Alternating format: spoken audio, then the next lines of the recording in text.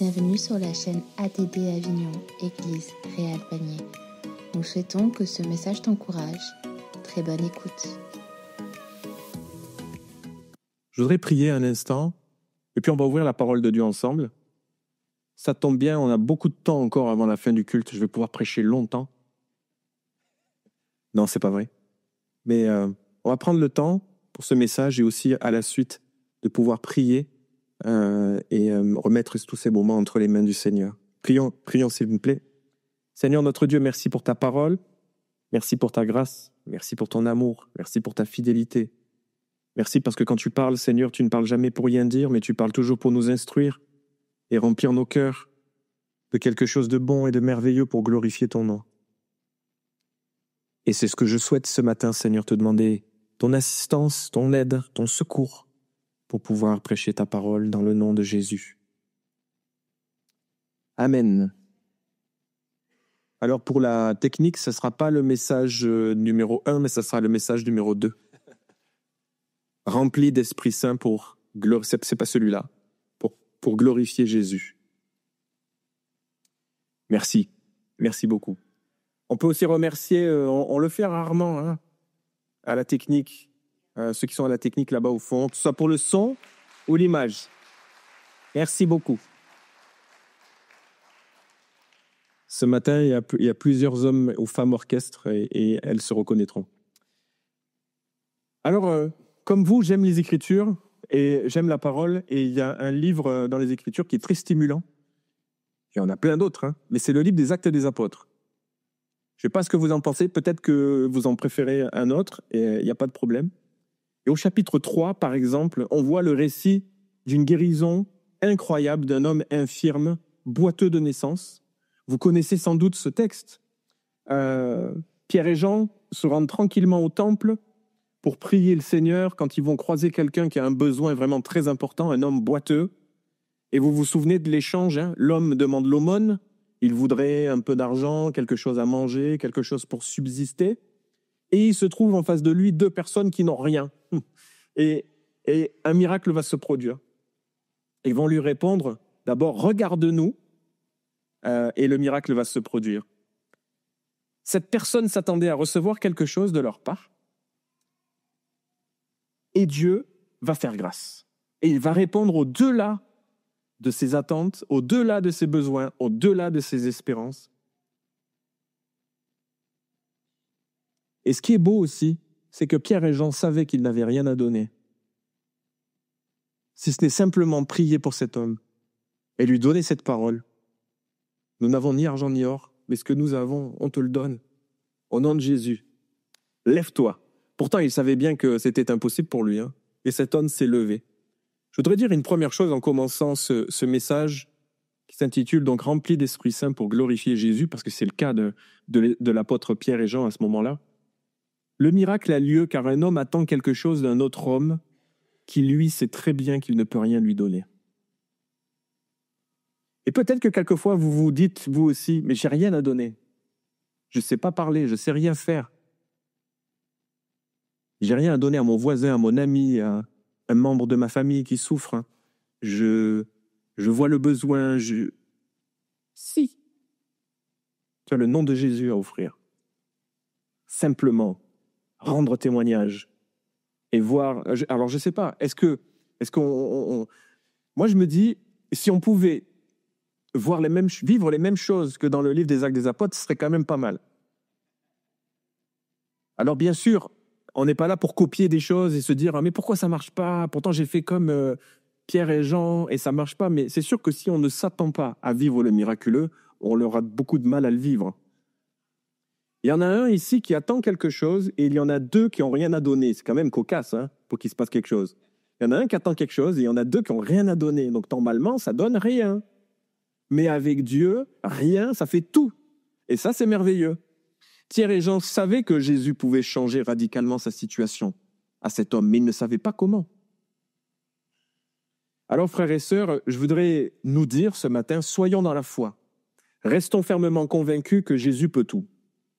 Que Jésus peut tout le temps.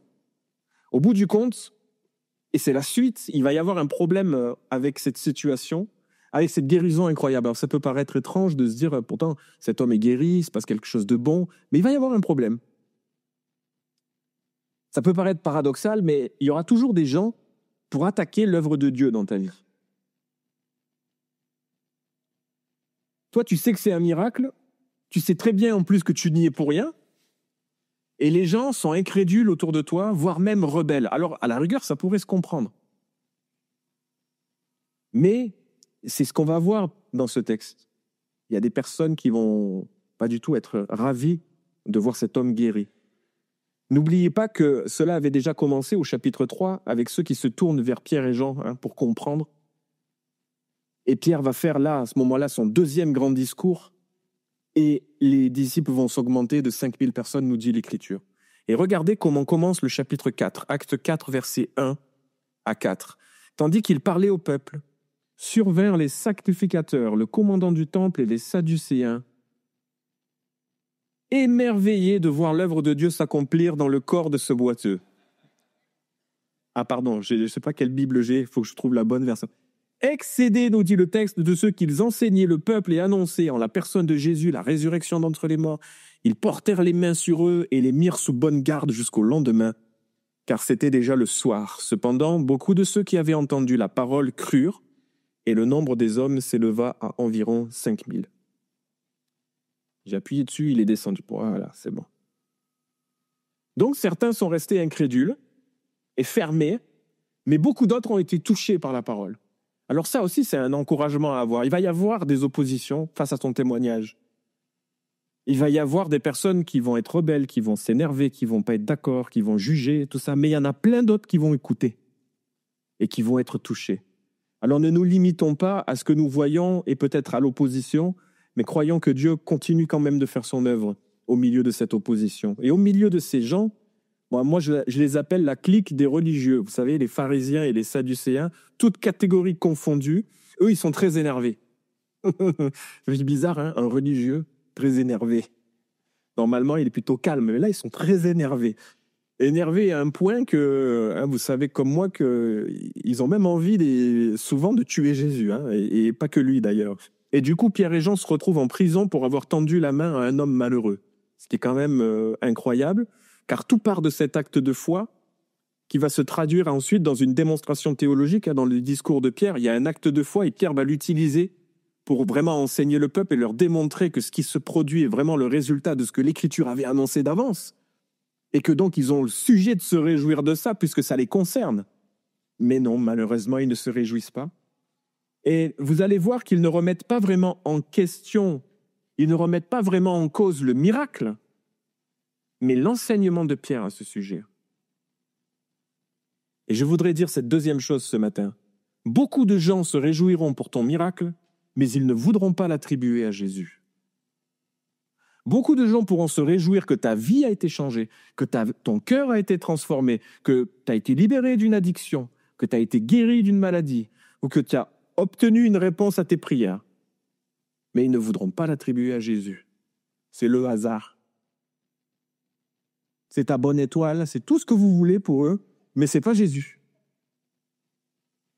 Et alors que tu seras en train d'expliquer, de dire les raisons de ta foi, encore une fois, d'autres écouteront ton discours différemment.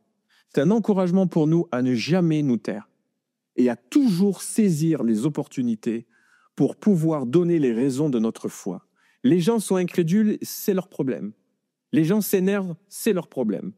Notre problème, si je peux le dire ainsi, c'est d'ouvrir nos bouches et de témoigner du nom de Jésus. Si c'est Jésus qui l'a fait, c'est Jésus qui l'a fait, point. Alléluia. Et après tout, les gens, ils écoutent, c'est bien, ils n'écoutent pas, c'est pas notre problème finalement. Ton témoignage portera du fruit, j'en suis sûr. Pourquoi ? Parce que tu seras porté par le Saint-Esprit. Bon, je pensais que nous avons été scellés du Saint-Esprit. Amen. Remplis du Saint-Esprit. Le Saint-Esprit vient sur nous et le Saint-Esprit nous porte pour qu'on puisse être des témoins. Ça, c'est merveilleux. Regardez ce que dit Matthieu, chapitre 10, verset 19. Mais quand on vous livrera, ne vous inquiétez ni de la manière dont vous parlerez, ni de ce que vous direz. Ce que vous aurez à dire vous sera donné à l'heure même, car ce n'est pas vous qui parlerez, c'est l'Esprit de votre Père qui parlera en vous. Et lorsque on est conduit, dirigé, animé par la puissance du Saint-Esprit, le Saint-Esprit nous donne une capacité qu'on pensait ne pas avoir pour pouvoir rendre gloire à son nom. Si Pierre a autant d'impact dans sa vie de disciple et ses discours, c'est parce que l'Esprit Saint parle à travers lui. C'est pas parce que c'est Pierre et qu'un jour on va dire « Oh là là, Pierre, la basilique Saint-Pierre et tout ça. » et non. La troisième chose que je voudrais dire ce matin, c'est quand tu es décidé à vivre une vie de foi audacieuse pour Jésus, le Saint-Esprit parle à travers toi. Le croyez-vous? Alléluia. Lisons la suite du texte si vous voulez bien, les versets 5 à 12 de Acte 4. Le lendemain, leurs chefs ainsi que les anciens et les scribes s'assemblèrent à Jérusalem avec le souverain sacrificateur Anne, Caïphe, Jean, Alexandre et tous ceux qui étaient de la famille des principaux sacrificateurs. Ils firent comparaître au milieu d'eux Pierre et Jean et demandèrent par quelle puissance ou par quel nom avez-vous fait cela?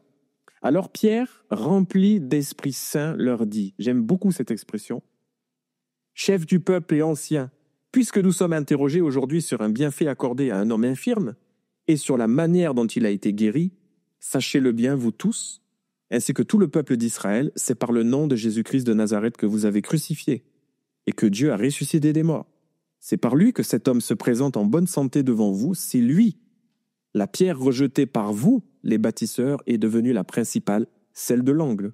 Le salut ne se trouve en aucun autre, car il n'y a sous le ciel aucun autre nom donné parmi les hommes par lequel nous devions être sauvés. Amen. Et à travers cette audace de l'apôtre Pierre, on a ce discours merveilleux et on a cette parole que l'on utilise souvent, ce verset que l'on cite et que l'on aime bien. On élève le nom de Jésus, seul nom par lequel nous devions être sauvés. Ces versets illustrent très bien ce que je viens de dire en introduction de ce message. Il y a une opposition forte qui conduit Pierre et Jean en prison. Alors, je ne sais pas si vous avez peur d'aller en prison parce que vous allez témoigner de Jésus. Normalement, dans notre pays, ça n'arrive pas. Hein.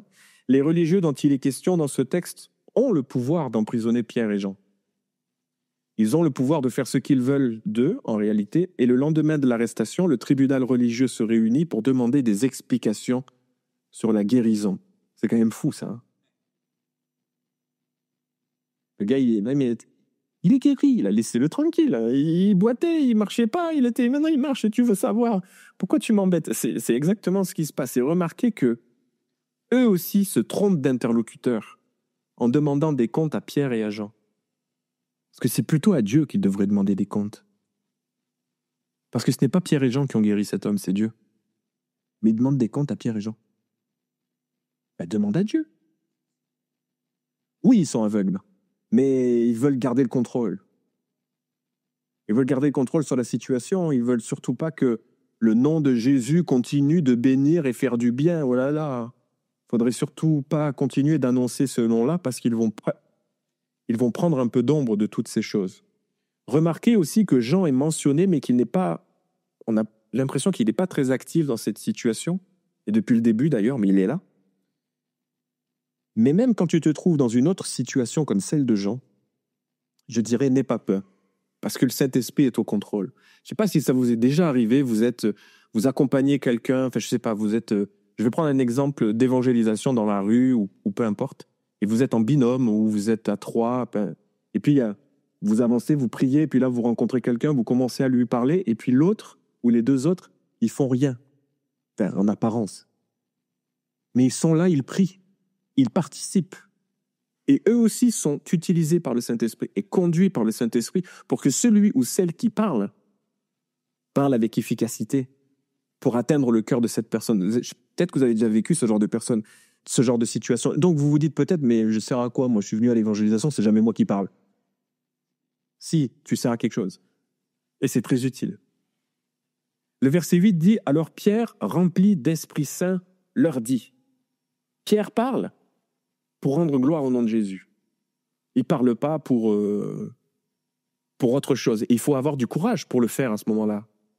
Parce que c'est compliqué. Il faut que Pierre parle de Jésus et de son œuvre à ceux qui l'interrogent. Et c'est là que les choses vont se gâter. Mon point ici, ce serait de te dire que quand tu sers Jésus avec foi, Jésus se sert de toi avec puissance.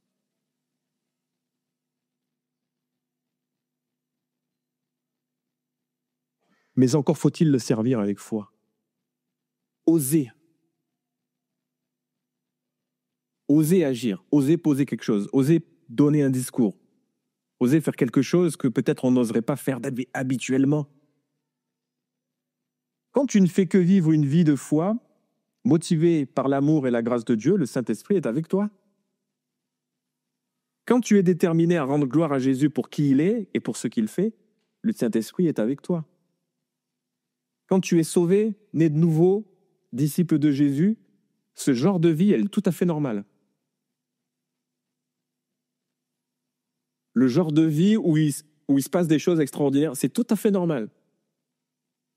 Je continue. La plénitude du Saint-Esprit et les dons de l'Esprit, et ça peut piquer peut-être, sont donnés pour le témoignage et pas pour le confort.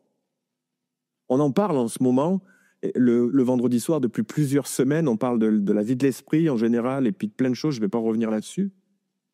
Mais lorsque nous développons cette vie de disciple autour de nous, que ce soit pour un temps d'évangélisation volontaire, on sort dans la rue avec une équipe, on a décidé de le faire, on y va, on fait tel quartier, etc. Ou alors simplement parce que c'est ton quotidien et que tu parles de Jésus, normalement. C'est normal que le Saint-Esprit t'assiste. C'est normal que le Saint-Esprit te donne des dons spirituels à exercer. Parce que quelquefois, on croit que les dons spirituels, on les exerce qu'à l'Église. Mais les dons spirituels, ils sont variés. Une parole de connaissance, une parole de foi. Le don d'exhortation. Mais ce n'est pas juste pour exhorter notre frère ou notre sœur à l'église, mais ça peut être le don d'exhorter un non-croyant qui vit une situation terrible. Et tu es là, tu lui parles, tu l'exhortes, mais tu vas me dire, oui, mais j'ai peut-être pas encore vraiment parlé de Jésus. Continue d'exercer ce don spirituel. Le temps viendra où tu pourras parler de Jésus. La compassion, l'amour, ce sont aussi des dons que le Saint-Esprit nous donne. Vous ne croyez pas ? Et donc, cette vie-là du disciple, elle est tout à fait normale. Mais les dons spirituels ne sont pas là pour le confort, mais pour le témoignage. Et ne sont pas juste là pour être vécus dans le cadre de l'église locale, mais aussi pour servir Dieu à l'extérieur et témoigner. La puissance de la vie de Jésus qui se manifeste à travers toi agit d'abord pour sauver, guérir, bénir, bien sûr, les autres, mais elle est aussi disponible pour toi quand tu en as besoin. Et notamment quand tu as besoin d'être défendu à cause de ta foi. Le Saint-Esprit sera toujours là pour nous aider quand on a besoin d'être défendu à cause de notre foi. Quelles sont les personnes ici qui n'ont jamais été confrontées à une discussion un peu virulente avec quelqu'un au sujet de la foi? Non, mais je connaissais déjà la réponse, mais je voulais m'assurer que personne, parce que c'est systématique. Les gens ne vont pas dire « Oh, gloire à Dieu, Jésus t'a sauvé, c'est génial !» Ben non, ils ne s'attendent pas à ça. Ils vont plutôt être incrédules, ça va être dur. Et toi, tu es là, tu dis « Mais mince, c'est beau ce que j'ai vécu quand même. Il faudrait que je retravaille mon témoignage. Je vais demander à ChatGPT de m'aider à réécrire mon témoignage pour qu'il soit plus efficace la prochaine fois. » Et des fois, on pense que... Mais les gens dans ce monde-là, ils ne vont pas taper des mains, applaudir et sauter de joie quand quelqu'un leur dit « Jésus m'a sauvé, m'a délivré, il a changé mon cœur, il a changé ma vie ». Il faut qu'on s'attende, nous aussi, à avoir des difficultés pour annoncer le nom de Jésus et donc le glorifier. Heureusement qu'on a le Saint-Esprit pour nous aider à faire des choses qu'on n'arriverait pas à faire autrement.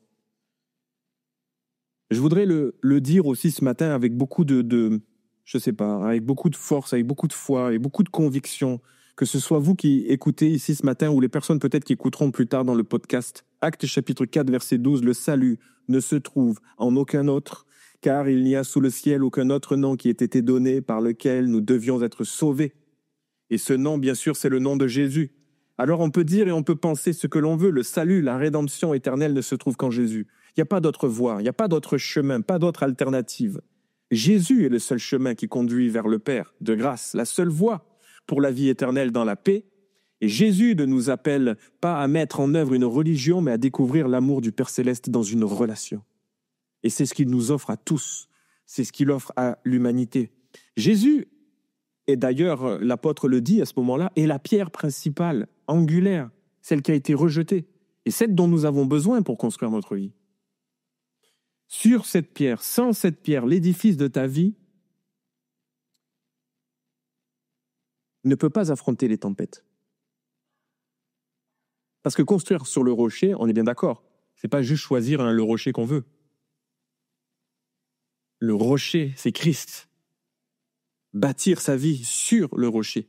Parce que sinon, on va y laisser des plumes, si je peux m'exprimer ainsi.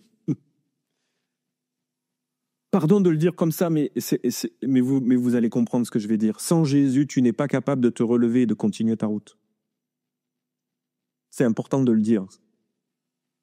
Et ça ne minimise pas les forces que tu peux avoir, ça ne minimise pas le courage que tu peux avoir, ça ne minimise pas tout ça. Et ça ne remet pas en question ta valeur en tant que personne, absolument pas. Avec Jésus, tu finis toujours par reprendre des forces et te mettre à nouveau debout pour continuer à marcher. Sans Jésus, tu es perdu dans tes péchés, dans tes vices, dans tes mensonges. Et le mal continue de te tenir en esclavage. Mais avec Jésus, tu es puissamment rendu libre par sa vérité qui a triomphé. Colossiens chapitre 2, versets 13 à 15 nous dit « Vous qui étiez morts par vos offenses et par l'incirconcision de votre chair, il vous a rendus à la vie avec lui, en nous faisant grâce pour toutes nos offenses. Il a effacé l'acte rédigé contre nous et dont les dispositions nous étaient contraires. Il l'a supprimé en le clouant à la croix. Il a dépouillé les principautés et les pouvoirs et les a publiquement livrés en spectacle en triomphant d'eux par la croix. Amen. » Il fallait que Pierre parle du péché et de la croix. Il le fallait. Mais aussi de la résurrection de Jésus à toutes celles et ceux qui l'écoutaient. Il ne pouvait pas se contenter d'autre chose. Il ne fallait pas édulcorer le message. Et il faut aussi que nous parlions de ces choses. Il faut aussi que nous soyons capables de dire les choses, de dire que notre problème, mon problème, ton problème, notre problème, le problème de l'humanité, c'est le péché. Et qu'on a besoin de la croix pour être délivré. On a besoin de la résurrection de Jésus pour entrer dans une nouvelle vie. On a besoin qu'il y ait des choses qui soient clouées, et vous comprenez, elles l'ont déjà été. On n'a pas besoin de les reclouer.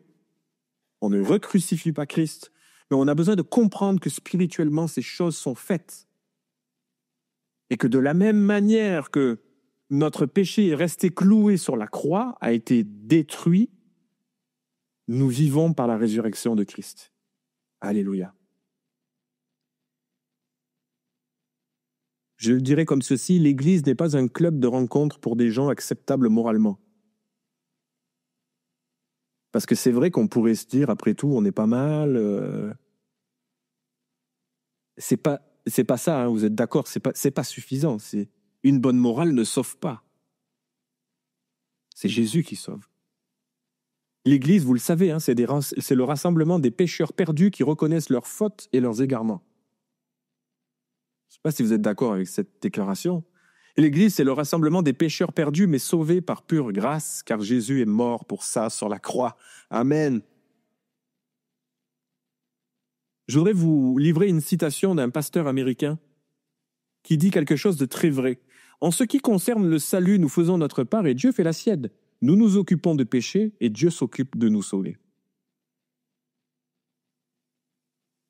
Ça pique un peu, ça. Hein?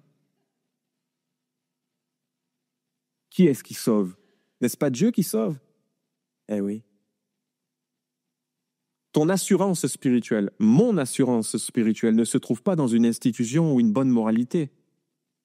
Notre assurance spirituelle se trouve dans la réalité de l'œuvre de Jésus. Une œuvre rendue vivante par le Saint-Esprit. Les versets 13 et 14 d'Acte 4 nous disent « Lorsqu'ils virent l'assurance de Pierre et de Jean, parce qu'ils étaient des assemblées de Dieu, ils avaient une bonne théologie, ils parlaient en langue, etc., etc. » Non. Car ils rendaient compte que c'était des gens du peuple sans instruction. Il fallait bien qu'il y ait quelque chose qui les ait saisis, qui les ait transformés, pour les amener à parler de telle manière. Il y a vite ces choses. Ils les reconnaissaient pour avoir été avec Jésus. Ouais, ça c'est suffisant. Ils les reconnaissaient pour avoir 3 doctorats en théologie, avoir été missionnaire au Népal, être passé par... Non, Il les reconnaissait pour avoir été avec Jésus, point. Bon, j'espère que ça vous parle. Ne dites pas non, s'il vous plaît, parce que là, il faut que je m'en aille vite. Face à notre ennemi, le diable, nous devons être connus pour avoir été avec Jésus. Vous ne croyez pas? Jésus te prend tel que tu es, peut-être brisé, anéanti par la vie, pour te mettre debout, te guérir et confondre l'adversaire. Qui que tu sois, quel qui ait été, ton trajet, ta vie, ton histoire, tu es rempli d'Esprit Saint pour glorifier Jésus. Tu es changé, tu es transformé pour glorifier Jésus. Et ton témoignage n'est pas moins bon ou meilleur qu'un autre. Ton témoignage glorifie le nom de Jésus. Et ça, c'est bon de le savoir et de se le rappeler. Vous savez, le diable n'aura plus rien à dire et ne pourra pas répliquer, car ce que le Fils de Dieu fait, personne ne peut le défaire. J'espère que vous le croyez, ça. Que ce que le Fils de Dieu fait ou ce que le Fils de Dieu donne, personne ne peut le défaire ou personne ne peut le reprendre. Il est écrit que personne ne pourra nous ravir de sa main. Personne. Ni les anges, ni la mort, ni les autorités, ni les dominations, ni les difficultés, ni les hauts, les bas de la vie, tout ce que vous voulez. Rien ne pourra nous séparer de l'amour de Dieu manifesté en Jésus-Christ. Ce que Jésus fait, personne ne peut le défaire.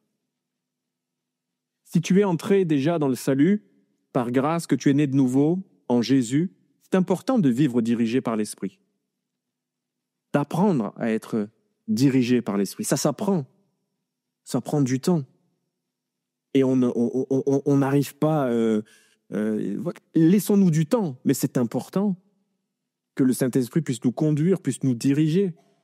Si tu es régénéré spirituellement parce que Jésus est ton sauveur, c'est important de vivre cette vie renouvelée par l'Esprit. Oui, tu as été régénéré, transformé, mais sois conduit par l'Esprit aussi. Et apprends à le laisser te renouveler à chaque fois que c'est nécessaire.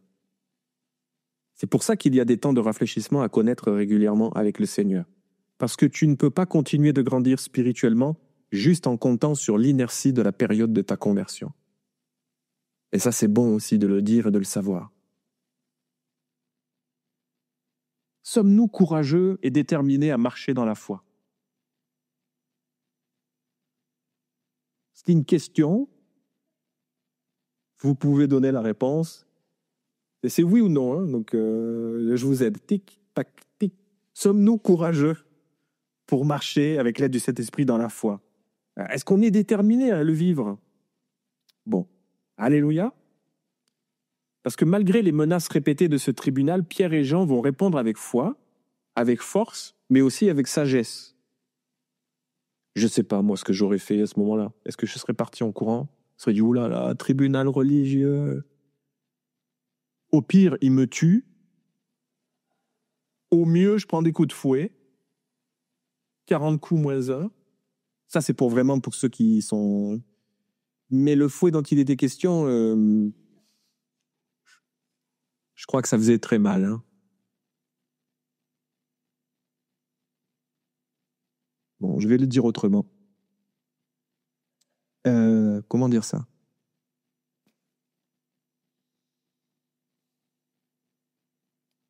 Frères et sœurs, je suis convaincu que vous vivez tous des moments compliqués. Soit dans votre santé, soit dans votre tête, des combats, dans la vie de famille. Et j'essaye de vous exhorter à comprendre que le Saint-Esprit est disponible pour chacune de ces luttes et de ces combats que vous avez et qui sont peut-être pour certaines ou certaines d'entre vous des montagnes, des Everest spirituels. Et j'essaie, mais peut-être que c'est moi qui me trompe, de vous convaincre de quelque chose que normalement vous devriez déjà être convaincu. Vous comprenez? Et c'est fort sur mon cœur, alors c'est pour ça que j'insiste. Je sais que ça fait plusieurs fois que je dis la même chose. Mais, bref. Vous savez, des fois, on doute et on se dit, est-ce que je suis vraiment rempli du Saint-Esprit ou pas? Est-ce que vraiment j'ai cette force-là ou pas avec moi? Est-ce que quand même la montagne, la difficulté, le défi qui se dresse devant moi, c'est waouh, j'ai jamais vécu ça. Ok, Jésus, il est là, mais quand même, Jésus, peut-être que ça, il va pas y arriver. Est-ce que ça vous arrive pas des fois de douter que Jésus peut arriver à vous aider? Soyons honnêtes. Moi, ça m'est arrivé. Eh bien, ce matin, on s'encourage tous ensemble et on se dit, le Saint-Esprit est là pour nous donner les forces dont on a besoin, pour pouvoir affronter ces situations qu'on a du mal à appréhender et qui nous paraissent tellement insurmontables. Et c'est possible. Vous savez, être rempli du Saint-Esprit, c'est pas juste la manifestation du parler en langue. Vous le savez, ça. Évidemment que la manifestation du parler en langue, le don, est un signe évident que nous sommes remplis du Saint-Esprit. La palisse. Mais peut-être, et c'est un peu vers là que je voulais aller aussi, peut-être que dans ce lieu, et alors je ne veux pas vous demander de lever la main, mais peut-être que dans ce lieu, il y a des personnes qui n'ont jamais parlé en langue et qui se posent la question de savoir s'ils sont remplis du Saint-Esprit. Et là, moi je réponds très clairement, oui. Oui et oui. Voilà. Donc peut-être que vous vous dites, peut-être que vous avez ce raccourci dans votre cœur. Je ne sais pas, ce n'était pas dans mes notes, mais vous vous dites, je ne parle pas en langue, je ne suis pas rempli du Saint-Esprit, cette parole ne me concerne pas. C'est faux. C'est faux. Nous avons tous un chemin à mener, des expériences à vivre, et le Saint-Esprit distribue les dons à l'Église comme il veut, quand il veut. Et donc je veux t'encourager, parce que dans la manière dont tu vis pour le Seigneur, dans la manière dont comment dire, dans la manière dont tu affrontes les épreuves, et tout ça est aussi un signe que le Saint-Esprit est avec toi. Parce que sinon, tu serais terrassé. Et c'est pour ça que j'aime bien ce texte qui dit « Alors Pierre, rempli du Saint-Esprit, dit ». Il n'est pas écrit « Alors Pierre, rempli du Saint-Esprit, se mit à parler en langue et ensuite dit ». Il y a d'autres versets qui nous disent que les frères ont été remplis du Saint-Esprit, que les frères, oui, ont été remplis du Saint-Esprit, ont parlé en langue et ensuite ont fait. C'est vrai. C'est vrai. Pardon, je fais vraiment une très grosse parenthèse, c'était pas prévu, mais excusez-moi. C'est vrai. Mais l'inverse est valable aussi. Hein. Et c'est pour ça que j'aime ce passage, parce que vous trouverez beaucoup plus de versets comme ça qu'avec la mention où ils ont parlé en langue en même temps. Voyez. Je ne sais pas si c'est clair ce que je suis en train de dire. Et donc, je veux vous encourager. Si vous êtes en recherche, continuez de rechercher. Parce que l'apôtre Paul nous dit aspirez aux dons les meilleurs. Bon, il nous dit que celui qui pour lui est le meilleur, c'est la prophétie, c'est vrai. Mais aspirez aussi à parler en langue. Demandez-le au Seigneur si vous ne le vivez pas. Et si vous le vivez déjà, aspirez à un renouvellement, aspirez à être davantage rempli. Vous comprenez ? Mais si vous ne l'avez jamais vécu et que ça fait peut-être un certain nombre d'années, ce n'est pas un signe que vous n'êtes pas rempli du Saint-Esprit et que le Seigneur vous a mis de côté. Ou que vous avez moins de valeur, que vous êtes moins capable. Bien au contraire. Amen. Je m'en suis sorti. Oh, pauvre. Désolé. C'était fort sur mon cœur, je ne savais pas comment le dire, et vous l'avez entendu, c'est ce qui compte. Il faut que je finisse le verset quand même, et on est dans la conclusion. Je le relis, les versets 19 à 21. Pierre et Jean leur répondirent... Ah non, pardon, j'ai sauté un passage. 13 et 14, lorsqu'ils virent l'assurance de Pierre et Jean, ils furent étonnés, car ils se rendaient compte que c'étaient des gens du peuple sans instruction. Ils les reconnaissaient pour avoir été avec Jésus, mais en voyant debout, auprès d'eux l'homme guéri, ils n'avaient rien à répliquer. Amen. Et puis la suite, pour terminer, verset 19, Pierre et Jean leur répondirent, « Est-il juste devant Dieu de vous obéir plutôt qu'à Dieu?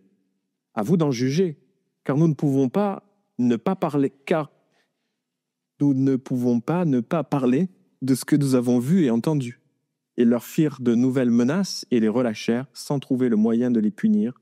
À cause du peuple, tous en effet glorifiaient Dieu de ce qui était arrivé. Amen. Au bout du compte, Dieu est glorifié. Et c'est ça qui est beau aussi dans ce passage. Et les religieux finalement se retrouvent coincés dans leur tentative de faire taire Pierre et Jean. Et après tout ça, Pierre et Jean iront raconter aux autres disciples ce qu'il s'est passé afin de prier avec eux. Et c'est les versets 23 et 24. Après avoir été relâchés, ils allèrent vers les leurs et racontèrent tout ce que les principaux sacrificateurs et les anciens leur avaient dit. Lorsqu'ils l'eurent entendu, d'un commun accord, ils élevèrent la voix vers Dieu et dirent. Et là, vous avez tout ce passage que l'on connaît, où vraiment ils vont se confier dans la grâce de Dieu, par rapport à toutes les menaces, par rapport à tout ce qui se passe. Et ils vont être remplis du Saint-Esprit. La terre va trembler, il va se passer quelque chose de glorieux, parce qu'ils étaient tous d'accord pour se dire, on ne va pas se laisser intimider par la peur, on ne va pas se laisser paralyser par la peur de souffrir, la peur d'être rejeté, la peur d'être combattu, la peur d'être mis en prison et tout ça. On va se confier en Dieu. Il nous a déjà remplis du Saint-Esprit par le passé. C'était récent pour eux. Ils se sont dit, on a besoin d'une nouvelle couche. Ils ont prié. Ils étaient tous d'accord pour ça. Ils ont été puissamment renouvelés et ils ont continué à obéir à Dieu plutôt qu'aux hommes. Et c'est magnifique de voir ce qu'ils ont fait. Quelle histoire incroyable. Et je termine avec ça. Pour l'illustrer, tu viens à la réunion de prière le mardi à 14h30 ou peu importe. Tu vois une personne dans le besoin devant l'église et tu décides tout simplement de lui parler de Jésus. Cette personne accepte que tu pries pour elle au nom de Jésus et là, paf, un miracle. Ce serait pas mal quand même, hein? Et puis, tout à coup, surgit de nulle part quelqu'un qui t'arrête et qui te dit « exercice illégal de la médecine, prison ». J'essaye de le contextualiser. Alors que la seule chose que tu as fait, c'est rien du tout.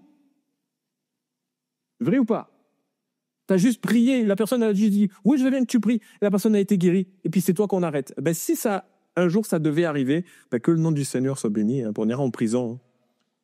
Bref, je dis ça, mais j'ai pas envie d'aller en prison. Hein. Je dis ça parce que ça passe sur YouTube. Alors, je ne veux pas aller en prison et je ne veux rien faire d'illégal pour aller en prison. Ce n'était pas ce que je disais. Pour conclure, une vie dirigée par l'Esprit, c'est une vie qui a pour objectif de rendre gloire au nom de Jésus. Voilà, je le dirais très simplement de cette manière, mais je crois qu'on peut tous faire des expériences comme ça, tellement fortes et tellement belles, et vous pourriez venir ici au micro et raconter des anecdotes, des histoires que vous avez pu vivre. Je ne sais pas si je vous ai déjà raconté cette anecdote, je vais terminer par ça, parce que c'est quand même fort et ça illustre un petit peu, mais je crois que je l'ai déjà dit, mais si je l'ai déjà dit, pour ceux qui l'ont déjà entendu, pardon, pour ceux qui l'ont jamais entendu, ben voilà, vous allez découvrir. Mais un jour, j'ai vécu une expérience comme ça, je devais aller faire des photocopies en ville, hein, rien d'extraordinaire, c'était mon objectif, j'étais pressé, je n'avais pas trop envie d'y aller, il pleuvait, une bonne pluie, etc. J'avais une place à traverser, j'allais être trempé pour arriver au truc et tout, bon. Et là, alors que je traverse cette place sous la pluie, j'ai pas de parapluie, j'ai rien du tout, que je suis trempé, il y a un homme qui m'accoste de loin, un peu bizarre, vraiment qui faisait pas, puis il commence à parler fort, et puis après je m'approche et je m'aperçois qu'en fait il est en train de pleurer, puis il se tient le dos, puis il a mal, je sais pas trop. Et là il commence à me parler, au secours, aidez-moi, ceci, cela. Et moi je vous avoue que, photocopie, laisse-moi tranquille. Je vous promets que, franchement, c'est pas la gloire de Dieu, ça, ce que je suis en train de dire là, mais j'avais mon objectif et je me disais, mais tu vois pas, il pleut, va souffrir quelque part à l'abri. C'est pas ça que je disais dans ma tête, mais mon attitude, c'était ça, quoi. Et puis là, je me dis, bon, allez, je vais faire une petite prière, histoire de soulager ma conscience, et après, j'irai faire mes photocopies, quoi. J'allais faire ma BA juste par scrupule, hein, en fait. Juste pour pas qu'après, plus tard, je me dise ah, mais quand même, tu l'as pas fait et tout. Là, au moins, j'avais une excuse, je pouvais dire à Dieu, tu vois, je l'ai fait. Et donc, cet homme me parle et tout ça. Et je lui dis, écoutez, moi, je sais pas quoi faire pour vous. Je lui dis, mais vous n'êtes pas allé à l'hôpital et tout ça. Il me dit, mais ils viennent de me mettre dehors et tout ça. Mais j'ai dit, mais je sais pas quoi faire. J'ai dit, et là, je sors le truc. Heureusement, j'avais un petit évangile de Jean avec moi. Et je sors le truc, vous savez, je suis chrétien, je peux prier pour vous si vous voulez, Dieu est bon, il peut vous bénir. Il me dit, oui, je veux bien. Bon, super. Et moi, rapido, vraiment, la prière sans conviction, vraiment. Et je n'exagère pas, je vous promets que c'est vrai. Je prie, je sais pas si je mets ma main sur son épaule ou quoi. Seigneur, tu vois cet homme, naninana, je demande son prénom, je dis bénis-le, fais quelque chose pour lui. Je sais plus trop ce que je dis, mais c'est très rapide. Amen, gloire à Dieu. Et je lui donne le truc et je lui dis, voilà, venez à l'église là-bas. Et il me dit, la petite église là-bas, je la connais, je suis déjà allé, tout ça. Je dis, venez dimanche. Et là, je me suis dit, c'est bon, je pourrais continuer ma BA dimanche. Et je pars. Et on était trempés tous les deux. J'ai pas fait 10 mètres que j'entends hurler, j'entends crier, je me retourne et je vois le bonhomme qui fonce sur moi. Mais 5 minutes avant, il était comme ça. Et là, il est debout. Il me pousse comme ça, il me dit, qu'est-ce que tu m'as fait? Mais je dis, mais moi, je t'ai rien fait. Il me dit, regarde. Il commence à faire ça. Et je lui dis, mais moi, je t'ai rien fait. Je lui dis, c'est Jésus qui t'a guéri. C'est Jésus, il me dit. Je lui dis, oui. Alors, il s'est mis à sauter, il a crié le nom de Jésus sur la place. Vous voyez ce qui peut se produire? Et vous savez, je dis pas ça, c'est pas parce que, à cette époque-là, je n'étais pas pasteur, d'accord? Il ne faut pas croire que c'est parce qu'on est pasteur qu'on vit ce genre de choses. C'est pas vrai du tout. Et cet homme, je ne l'ai plus jamais revu. Mais ce que je sais, c'est que ce jour-là, il s'est passé un truc incroyable et qu'il fallait que je sois là, sous la pluie. Et c'était comme ça. Comme quoi, sans aucune conviction, sans aucune envie. Le Seigneur, lui, il dit non, moi, j'ai décidé de faire quelque chose avec toi et je vais le faire. Alors, la même chose peut se produire pour vous. Et je voudrais inviter les musiciens à me rejoindre. On va terminer par un temps de prière, si vous voulez bien.